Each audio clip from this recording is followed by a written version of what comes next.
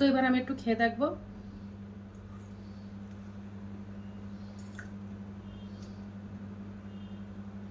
Hello বন্ধুরা, তো আমি আজকে আবার অন্যদিনের মতো নতুন একটা রেসিপি নিয়ে এসেছি। আজকে রেসিপি হচ্ছে আমের পোলাও। তো চলো আমি এই রেসিপিটা কিভাবে বানাই তোমরা শেষ পর্যন্ত ভিডিওটা স্কিপ না করে দেখতে থাকো। তো চলো রেসিপিটা শুরু করি। এই আমের পোলাওটা বানানোর জন্য আমার আম লাগবে। তো দেখো আমি আগের থেকে একটা বড় সাইজের আম নিয়েছি, নিয়ে মিক্সার করে নিয়েছি। এবার আমি রান্নাটা শুরু করব। প্রথমে আমি একটা উনানে ফ্রাইং প্যান দিয়ে দিলাম। এবার আমি আমের পাল্পটা দিয়ে দেবো ফ্রাইং প্যানের মধ্যে। আমের মধ্যে আমি ওই বাটির 1 বাটি জল দিয়ে দেব। এবার আমি আমটা ভালো করে ফুটিয়ে জাল করে নেব। আমের মধ্যে যদি কোনো রকম আঁশ থাকে তো আমের পাল্পটা সেঁকে নেবে, তাহলে এই পোলাওটা কিন্তু খুব সুন্দর হবে। এই আমের পাল্পটা আমি ভালো করে ফুটিয়ে জাল করে নেব। এবার দেখো আমি এই বাটির হাফ বাটি সুজি নিয়ে নিয়েছি, আর এই আমের পাল্পের মধ্যে আমি 2 চিমটে মতো লবণ দিয়ে দেব। যেহেতু এটা মিষ্টি, লবণটা একটু কম লাগে, তার জন্য অল্প করেই লবণ দিয়ে দিচ্ছি। 2 চিমটি মতো লবণ দিয়ে দিয়েছি। ভালো করে আমের পাল্পটা ফুটিয়ে নেব। এই আমের পাল্পের মধ্যে আমি এই বাটির 1 বাটি জল দিয়ে দিয়েছি, আর দেখো আমি এই বাটির হাফ বাটি সুজি নিয়ে নিয়েছি। এবার আমি সুজিটা দিয়ে দেব, দিয়ে সুজিটা ভালো করে রান্না করে নেব। আর উনানের জালটা একদম লো করে দিয়েছি, যেন দলা পেকে না যায়। অনবরত নাড়তে থাকতে হবে সুজিটা, যেন দলা না পেকে যায়।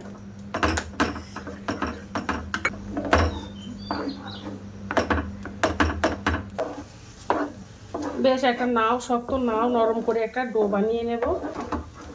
দেখো নাও শক্ত নাও নরম করে সুজিটা আমি রান্না করে নিয়েছি।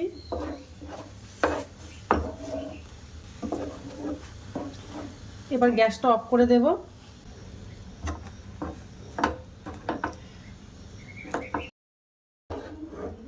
এবার সুজিটা আমি ভালো করে ঠান্ডা করে নেব। এবার দেখো আমি একটা পাইপিং ব্যাগ নিয়ে নিয়েছি। এই ব্যাগের মধ্যে ভরে আমি এই পোলাওগুলো বানাবো। তোমরা চাইলে লবণের প্যাকেট বা তেলের প্যাকেট কেটে তোমরা পাইপিং ব্যাগ বানিয়ে নিতে পারো।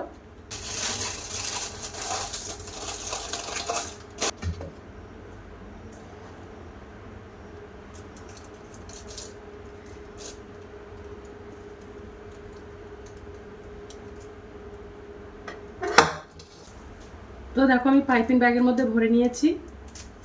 তো কড়াইতে আমি তেল দিয়ে দিয়েছি। এবার আমি পাইপিং ব্যাগ নেব, ছোট্ট করে একটা ছিদ্র করে নেব। উনানের জালটা একদম লো করে দিয়েছি। এবার আমি এইভাবে দিয়ে দেব।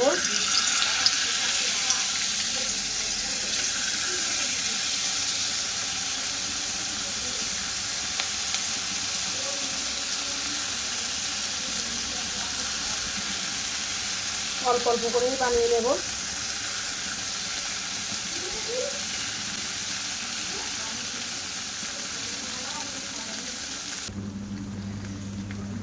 রান্না হয়ে গেছে, এবার তুলে নেব। বাদ বাকি পোলাওগুলো আমি এভাবে বানিয়ে নেব। তো দেখো পোলাওগুলো সব বানানো হয়ে গেছে। এবার আমি একটা চিনি শিরা বানিয়ে নেব। এবার আমি এই বাটির হাফ বাটি চিনি নিয়ে নিয়েছি। তো চিনিটা আমি কড়াইতে দিয়ে দেব।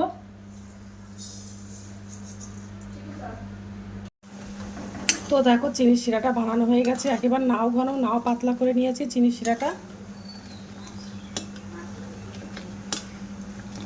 চিনি শিরাটা বানানো হয়ে গেছে। এবার আমি চিনি শিরাটা একটু হালকা ঠান্ডা করে নেব। তো চিনি শিরাটা হালকা ঠান্ডা হয়ে গেছে। এবার আমি পোলাওগুলো সব দিয়ে দেব চিনি শিরার মধ্যে, দিয়ে একটু ভেজাতে দেব।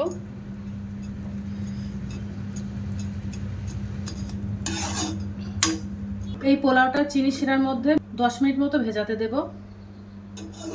তো আমার 10 মিনিট হয়ে গেছে। তো এবার আমি পোলাওগুলো রস থেকে তুলে নেব। দেখো কতটা সুন্দর হয়েছে। এই আমের পোলাওটা খেতে কিন্তু অসম্ভব মজাদার হয়। তোমরা একবার বাড়িতে ট্রাই করতে পারো। আর ভিডিওটা ভালো লেগে থাকলে আমার চ্যানেলে একটা লাইক, কমেন্ট, শেয়ার এবং সাবস্ক্রাইব করে দেবে।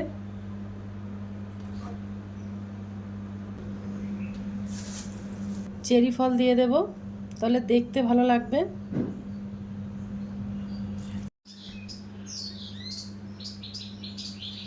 তো দেখো পোলাও বানানোটা হয়ে গেছে, কতটা সুন্দর হয়েছে। এই পোলাওটা দেখতে যেমন সুন্দর, খেতেও কিন্তু দুর্দান্ত। তোমরা একবার বাড়িতে ট্রাই করতে পারো। তো আজকের দিনের মতো ভিডিওটা এখানে শেষ করছি। আগামী দিন আবার একটা নতুন ভিডিও চলে আসবো।